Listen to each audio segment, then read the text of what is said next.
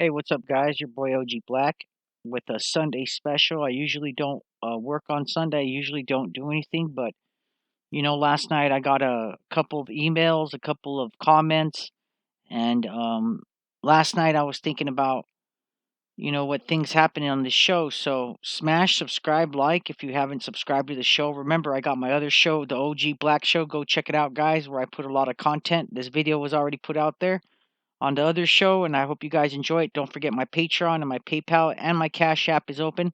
Everything is on the description below, guys, and let's get into this one. The guy I'm going to talk about, guys, is Rafa Caro Quintero. Now, some people call him the godfather of the mafia. Some people call him el, el señor que cambió la mafia para siempre, which means the man that changed the mafia forever.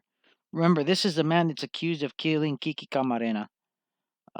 Which I believe is false, but who knows, guys? I'm going to get into something that's really important, guys, and a lot of people know about the interview that Rafa Caro Quintero had. It's a big interview. It was done with Anabelle Hernanadez. Now, what you guys don't know about Anabelle Hernanadez is that she is a slippery one. She's not one to be a juked. You know what a jukes is, right? It's when you skip out and move out of the way. She's not one to get juked. Um, She's not one to get caught with her pants down, and she's not one to be fooled. She does her research and she knows what she's doing. I'm going to tell you guys something about this lady, and I hope you guys understand it. Anabelle Hernandez gave an interview to Rafa Caro Quintero because Rafa Caro Quintero had an important message for her. There's two parts of that interview that nobody talks about. There's the interview where she's inside that house, and then there's the interview where she walked away with Rafa Caro Quintero to a tree. And they spoke for about 9 or 10 minutes. And people are like, OG Black, how do you know about this? Well, Rafa Caro Quintero had a pistolero by the name of Jose Mendez, or Jose Shorty Mendez. If anybody guys know anybody who Shorty is a West Side Rampart 18th Street gang member. Shorty was deported in the year 1997, if I was correct. Now, Shorty, as I'm just going to call him, was a thug.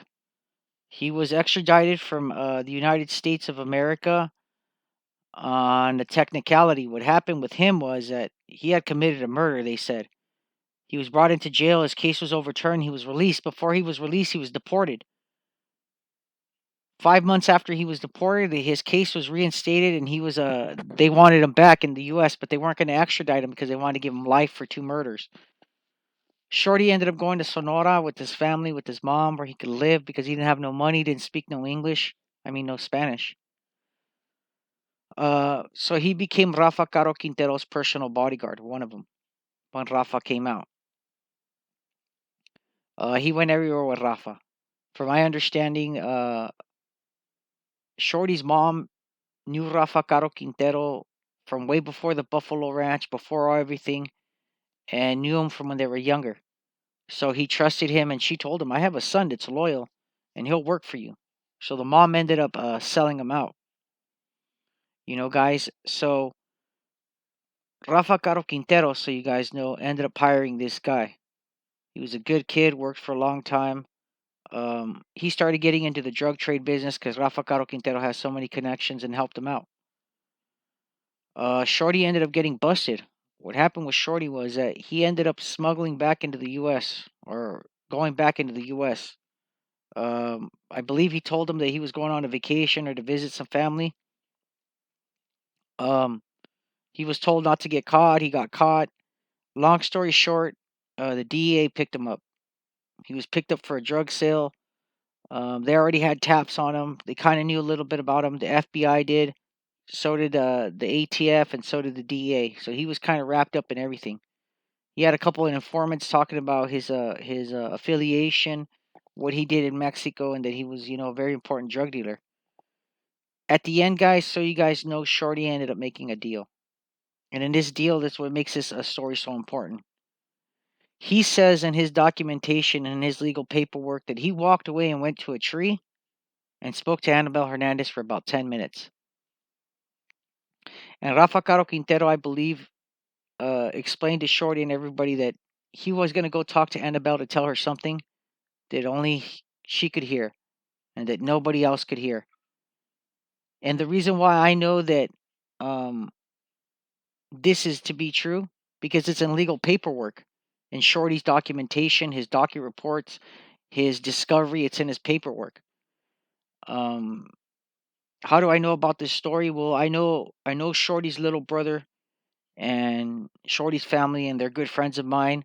I did a term with Shorty's little brother, and we still keep in contact. And he thought this story was so important that I should bring it out there. And I've known it for about a year now, guys.